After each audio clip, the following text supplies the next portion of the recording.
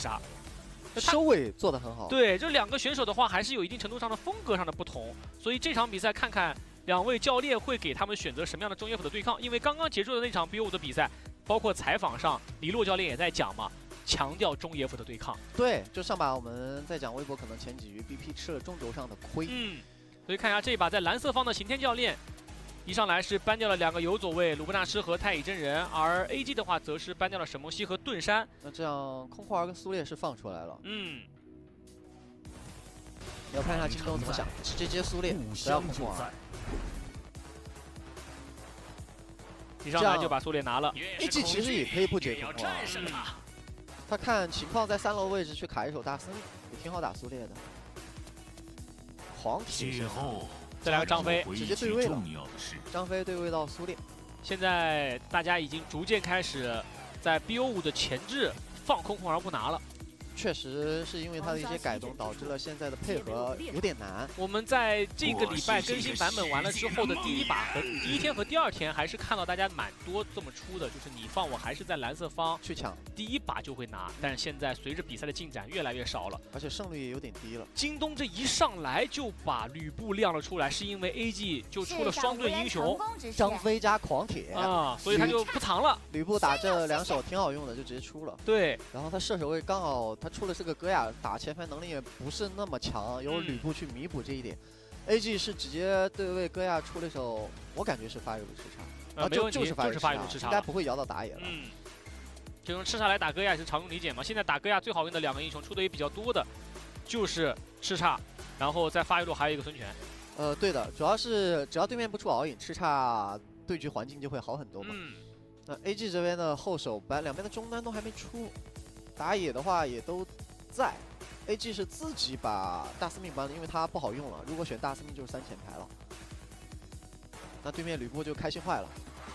看看大司命搬完了之后，京东这边怎么做？因为其实藏打野现在已经成为了一个主流，就是大家在 BP 的过程当中会通常选择把打野藏到4楼、5楼。对于红色方来讲是更好藏的，或者是在大家在这个后一轮班位都去针对打野的情况之下，那红色方4楼有一个先手权。是的，尤其是 AG 啊，宝教练特别喜欢在红色方把中野放在5楼拿，就是他特别喜欢这么做，他要保证自己的中轴对抗。京东这边是搬了一手女娲。其实因为这周吕布的出现 ，AG 的阵容最好是打快一点，要不然打到后期团战上他们会有点难受，尤其是这个双盾双前排组合。AG 搬掉了海月，一个能够拆解他们阵容的，或者说盯切入位的、盯吃叉切入位的这样一个英雄，把元坦送上了班位，然后京东还是选择搬掉了阿古朵，搬掉了哪吒。小鱼的射手选择他已经是发育了吃叉了，已经是吃叉了。打野位一定要是一个灵活的野核。中野是不是把打野放5楼？天上天下，他喜欢在5楼给打野做 counter。理论上这个5楼大概率是个镜这样的灵活一点的英雄，能够管线，然后打团的话也不容易吃到对面的 AOE。然后在中路的位置选了一手嬴政，做强了线权。那京东直接回以重拳，给青荣选择布置火舞，直接上火舞。你是昌若大法师嘛？你想要跟他拉扯，但是他就选择跟你开团。他在游走位置已经配了一个苏队的情况下，那就中辅直接上去开就好了。那无双这边是选择了裴擒虎。裴擒虎如果对面是镜的话，这个虎加或者火舞这样的组合也很好去应对。虽然吕布需要发育一下，但是目前来看的话，整个京东的下半图的强度是非常高的。那对 AG 就可以不选镜，直接出橘右京了。就金打老虎，就对你的老虎拿橘子没问题。而且整套阵容没有太多的发育点。主要就是吃叉这边，其他的人前期搞事情能力就很强，而京东这边的中野辅前期对抗也很猛。是的，但是整个上下半图来看的话 ，AG 强调的是上半图优，而京东是强调的下半图优。对。这个上下半图的话，完全的倾斜，看看双方会不会在前期做一些部署，有可能会直接就帮优不帮烈，然后就会形成一个镜像的对攻。是的。但如果真的打成这个样子的话，前期应该也会做一些协防嘛。那 AG 这边他应该也不会放着小鱼在下路一个人吃亏，因为最近的比赛在发育路去打射手位这个点，我们上一场微博的比赛刚说完。就是小麦那个点，是吧？大家在团队侧还是要多给一些倾斜。上路京东很简单，帮青羽过渡到4级，这吕布你就可以放着他玩了。对他自己就可以抗压慢慢发育了。如果真的是对面 AG 这边过来上半图要跟你强行换资源的吕布，就只能放。是，就硬放，然后下路只要能够把资源换回来的话，这就不亏。反正 AG 这把因为只有精英选出来之后，他们在中轴的强度也算是提起来了。他是线权能力很强，就中路抢线特别快，但是他团战的这一块的先手能力没有那么强。对，没有京东强。京东因为一楼点了苏烈，再加上后手出了火舞，火舞打所有的大法师，他都有一个比较好的先手威胁，包括视野上的一个压制，所以他们中轴会比较好抢，比 AG 好抢。AG 这边是得等大帅那边开视野，大帅的张飞。这把也是大帅看这阵容确实没什么能猛开的，因为中路是个嬴政，他自己带了手晕眩，对，带了个晕眩，然后后面出个兵甲，就是双兵来打，然后狂铁的话可以上去找个机会，这也是 AG 目前这套阵容里面能够做出来的开团先手点了。对他阵容上主动的先手控制不多，那就只能通过兵甲来凑了。对，控制不多兵甲来凑，兵甲这件好装备啊。我们前面的比赛看到武则天出兵甲的，对他自保面对一些切入他完全不怕。京东这边就是中辅去开团，所以在中路的对抗上，在中轴的资源兵线一交汇的那一刻，就要多关注一下了。两位教练，这也是他们年前的最后一场 BO5的 BP 了。是的，都想拿下来，回去过个好年。这个赛季初期，2支队伍的教练组都在队伍这一块做了一些磨合和打磨。距离上一次去年年度总决赛的交手的话，北京京东已经做出了2个人员的轮换，在发育路和打野的位置做出轮换，而 AG 的话则是换的更多，他在中路、打野和射手3个位置做出了人员的轮换。所以他们在这个赛季的初期第1个阶段都在做磨合。是的，都在适应。然后到了2阶段。大家也都来到了 A 组，然后才有了我们看到的北京京东和成都演唱会的这第2次交手。虽然历史有过很多次交手，但之前的话都是 VG 居多嘛。对。然后京东更名之后的话，和 AG 这是第2次。来，让我们一起进入到这场 BO5的第1局。蓝色方主场作战的北京京东，红色方客队成都 AG 超玩会。我是小瓶子，我是解说潇洒。比赛开始。全军出击。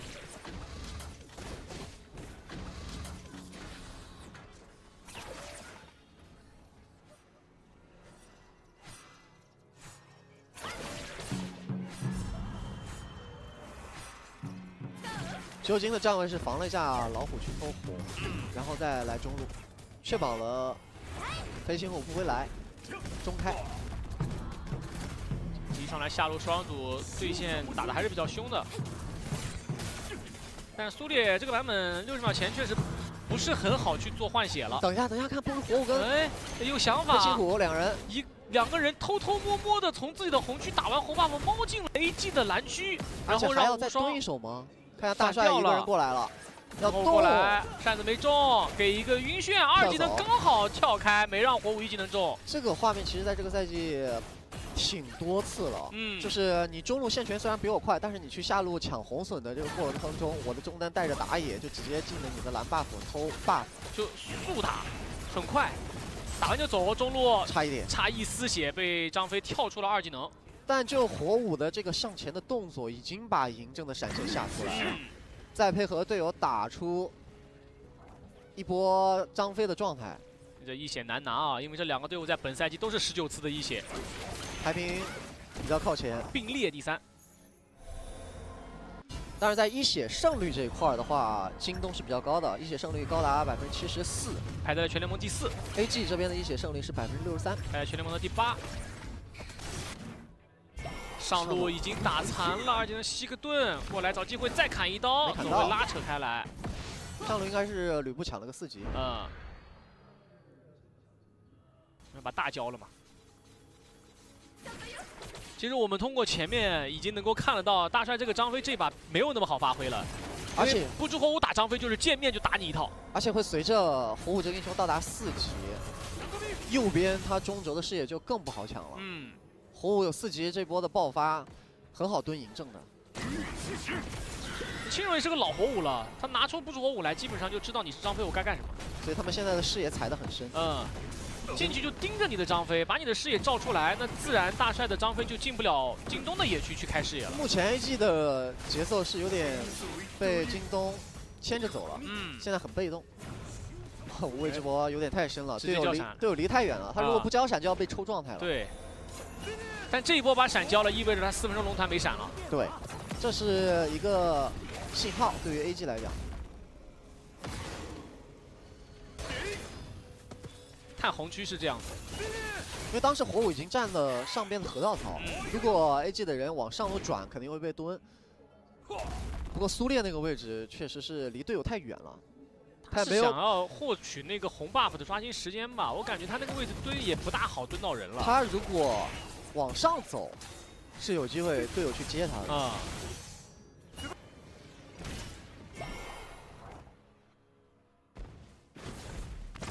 上路，这个压着他。吕布前期打狂铁就是4级前过渡一下，对，过渡一下，后面就开始只要狂铁上来清线，就拿1技能砍他。只要被我附魔了，就不好打。对。苏烈拍，一阵扫大，然后张飞也给大招做了个拆火。对。双方在4分钟前都把他给交了，周龙之后直接动手，一波爆发秒掉了冉翔。突然的开团，主要是冉翔刚才已经被裴志荣打了状态了，他想拿这波兵线回血，这波青龙洞察到了。4分钟关键击杀打野造掉点，然后紧接着拿龙进蓝，再给一脚踢一下吕布大招落地，再砍1刀4血，无双收掉了最后一个头。这把开局无双飞行虎非常顺啊，2个击杀全是他拿到的。下路苏烈还想赌一个嬴政，应该赌不到了。这阵容目前京东是打出了选出不出火舞的效果了，就他们中轴对抗，只要4级之后是比对面强的，比对面主动的，打的就非常果断，而且是一环接着一环。当时冉翔的橘右京是进了裴行虎的红区，想看一下有没有小野可反，发现没有，想撤的，去反了那组山豪的过程当中，他交了一套技能给了山豪，所以当时无双裴行虎直接上去咬他，配合上苏烈的大招已经打残了，张飞的大招已经交出去拆火了，他后边想用这个兵线回血的时候，就被火舞抓住了机会。闪现，突闪被无畏敲起来，大招接2，苏氏3连。然后身后加上老虎哥呀，这狂铁想交闪想走就走了。这波手滑，应该是想要取消，没有点数取消，结果把大招交了。他现在一旦被京东的人看到，那京东就有下一步动作了。这波 AG 不好打了，张飞没大的，京东想压一波中，看一下 AG 会不会接AG 是让嬴政这边开大招手了。这波直接咬出来了一个人，上去打残一丝血。这波青龙没闪，有闪直接跟，有闪的话就是一个2闪。对，2闪应该是死了。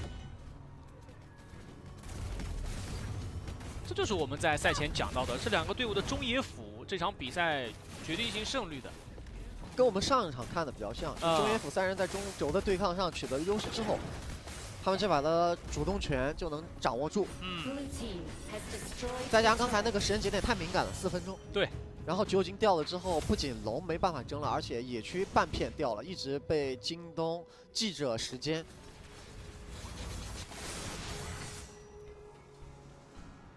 现在的 AG 就纯抱着在一起。这个槽里没人看哦，里面有个人。但是他需要队友，他一个人不一定杀得掉。因为他第一件是吸野书，对他把视野照亮其实就够了。如果旁边有人，他就动手然后再换个草墩。他看到了橘右京，给扇子1技能，接大招推回来，张飞给他喷了一下，但后面老虎加上哥亚的伤害是完全能够跟上的。青龙这一把神出鬼没，是的，把冉翔打崩了。中路一波也是他开的冉翔，这一波依旧是他开的冉翔，2波给冉翔打的这一把应该是很难看到画面了。伺机而动啊！他第一时间没着急动手，判断了一下自己伤害不够，等着队友往中路挤的时候，然后发现橘右京在这种小草里边，而且交位已经退到了自家1塔草。这个时候红武选择了出手。现在打野的对位已经拉开了2400块了，已经没法玩了橘右京现在只能带招侍卫了。青龙刚那个热点图，除了中路就是对方野区，但这波扛塔了，扛塔拉扯出来不会死，但下路的防御塔已经被推掉，老虎再杀一波橘右京，对，又咬掉了冉翔，冉翔已经0-3了。吕布挥一刀，但是手里没有大招，不好再留了。啊，真的像赛前林许说的那样啊，京东对于现在自己的野区进攻非常的有自信，是，很敢打，确实把这套阵容对于对面的一些对位上的优势点全发挥出来了。那中野辅的对抗拿出阵容就能够发挥出来，这让裴行武打得非常的舒服。而且这支队伍北京京东众所周知，他们的优势掌控是100分，就基本上不给机会了。对。然后同时他们在拿到优势的情况之下，就是打架的频率也会越来越高。你要知道 AG 这套阵容在红色方就第5楼 counter 位，那这个厌反2段厌反交完了啊，直接动手。张飞第一时间已经拆了，但是张飞吼大是有延迟的，你吼大的一瞬间，火舞一套技能已经交完了。下轮这波以身为饵，绝有金上来，2段厌反交完，被吕布抓了一个时机。是的，吕布这个大直接封住了，走不了了。刚刚想说的是，你要知道 AG 红色方第5楼的counter位是给的橘右京啊，橘右京打老虎是要打优势的呀。现在这么逆风了，5100的橘右京，8600的裴行虎，这个英雄在这局的作用就变得非常少了。主要是放到 KPL 橘子打老虎的这种经济差也是很少见的，就完全打不了啊。他的短板会被无限放大，切不了 C， 还特别的脆。这英雄就是利用自己的高额爆发和机动性，然后在有经济优势的情况之下到你的脸上装，然后你还不好开他。对，他的技能频率非常快嘛。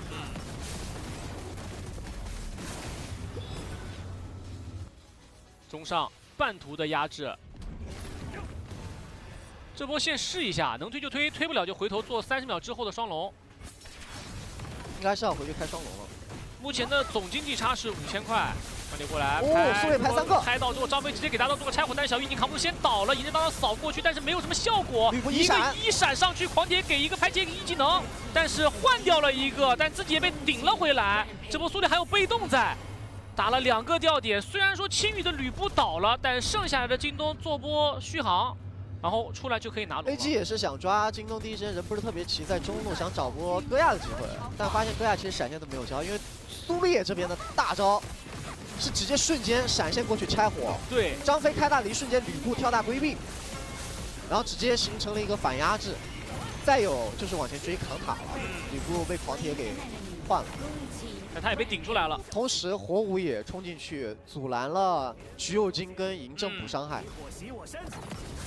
那一波其实嬴政大招已经扫完了，嬴政其实没有什么机会再补输出，主要就是橘右京。对，就是橘右京。橘右京就对吧？被青龙的火舞盯得死死的，从头到尾盯着他，前期盯着他2次，让他发育被拉开了2000的经济差，杀了他2次，然后团战的话也不给他任何的机会进，被打得没声音了。青羽马上要破军了。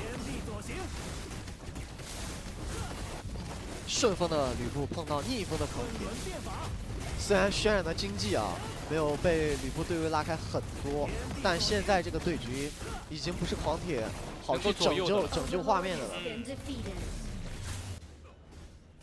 这个团战一打起来，局面就有点一边倒，只能看看在高地位置张飞能不能利用自己的大招加上这个双晕的效果去做拆火。比较难，京东这个阵容，苏烈现在有被动，刚刚那波团并没有打到他的被动，然后同时还有一个吕布的大招，吕布马上也有闪现了，苍穹吕布加大招加闪现，这波进去封塔太好封了，把龙兵放在了下路做中下的半途高地塔。但我感觉京东还是想打3线，不想5个人去集中拆一路。那这个野区经济和补刀经济差距都拉得很开很开。中路先拆。下路转下，下路的话，狂铁只这条小龙兵还没清掉。那这个大龙兵就看后续了。嬴政没大招啊！看苏烈和吕布2个人怎么去封。先顶一下，拉扯出来，吕布这一刀没挥到，那就慢慢磨。一点一点磨，掉了。磨完了之后直接往前，张飞喷大招，喷到了多人。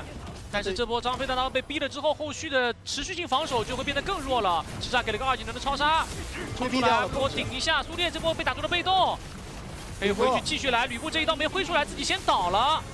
哇，这波橘右京的进场，戈亚倒了，烫死了。是的，应该是被打野刀烫死了。比较极限，因为这波冉翔是没有红 buff 的。因为京东还不想放过这波暗影先锋的进攻时机，他们想一波继续打。先看火舞的这个位置，一下子没中，大招扑进去之后，交出闪现，再来一个花蝶扇，才能够撤走。这波太关键了，一个人进4个人的人群，切掉了小凡的嬴政。还是对于对面的下一步动作做了一个预判，攻到了一个比较好的位置，还想打。老虎咬一口，速点拍一下，回头吃一波2技能拉扯出来。但京东刚刚想要终结比赛，确实是有点急了。吕布大招完了之后落得也不是很好，他选择了用闪现往里去追，但是其他人没有太好的技能去接应了。主要是刚刚那个判断的话，你站在京东的视角，张飞没大了，对吧？他们那波是先逼了张飞大嘛？对，他是觉得能打了。对。但是当时青龙的火舞开的是第一波团嘛，他去一闪踢小鱼的时候，小鱼刚好一个2技能把他规避掉了，所以没有导致吃叉进入到这个团战的漩涡当中。是。而吕布是为了把自己的伤害打出来，交了一个闪现向前，但已经没有技能跟了。你苏烈技能交完了，火舞技能交完了，其他人不太好进场，戈亚跟老虎，对吧？他没有收割环境是不好进场的。没错。他这个阵容想要打一波还是有点难。对面只要后排活着，像嬴政跟戈亚活着的话，还是能清兵的。对，而且刚刚时间太早了，10分钟出头。是。现在无双的裴擒虎经济遥遥领先，13000了，时间才14分钟。分军经济恐怖如斯。不论是橘右京打老虎，还是老虎打橘右京，有这种经济优势都是好打的。对，没有什么所谓的英雄抗日之眼，只要不是第一个跳进人堆里边，都好打。上路再带一波线进来，嬴政扫大招，炮车兵在门口，橘右京2段1技能撤走，避免被苏烈顶，苏烈顶回了一个张飞，张飞2技能也跳走了，而旁边的吃叉开启了反甲，打了一波状态。这几波小游的吃叉都在盯着青龙啊。那青龙这波闪现，应该是被吃叉定了的原因。所以交了位移，但这一波小鱼打了青龙的闪现之后，其实对于小凡来说就会舒服很多了。是的。那火舞少了一个开团点嘛，火舞没有闪现比较难开。这波高地不好上，只能回去开龙了。稳一手就回头打，但是逐渐的被 AG 的装备要拖起来了。马上 AG 的总经济也要达到5万了。橘右京1万了，现在。狂铁也快1万，然后吃叉快1万1，吃叉经济没有落下，和戈亚是一样的。嬴政的话，这个经济只要把输出扫到对面脆皮身上，还是挺痛的。别被苏烈挡就行。所以现在 AG 是有一战之力的。现在京东是让苏烈做了魔女，然后吕布的话破魔刀。还是要看京东的第一波先手能不能接上后续的控制跟伤害。然后 AG 这边主要就看大帅这手大招的拆火了，因为 AG 在自己的高地处打，所以京东只能从正面进。从正面进的话就容易被防。对，就一个位置能打进来。那这个高地不好守，要掉。3高全破，主要就是怎么去终结比赛。上路这波依旧是个大龙兵。京东现在除了不是火舞之外是全技能的。这火舞闪现快好了，但这波大龙兵已经兵临了 AG 的水晶前，张飞被迫交出了大招，还是想让队友一起集火，吕布刀跳进去，跳到了2个人，落地再砍一刀，砍了双前排。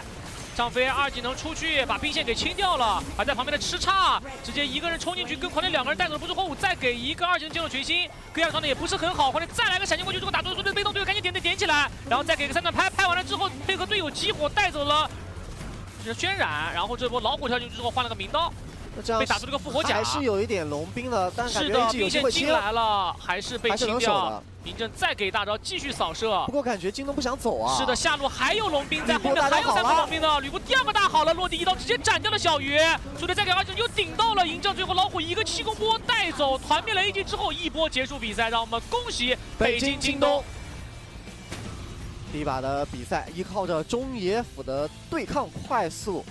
取得了领先，是的，而 AG 这边的话，前期太崩了，虽然中期的时候支撑了一段时间，但是最后面临着这源源不断的龙兵进来啊，还是被京东拔掉了水晶。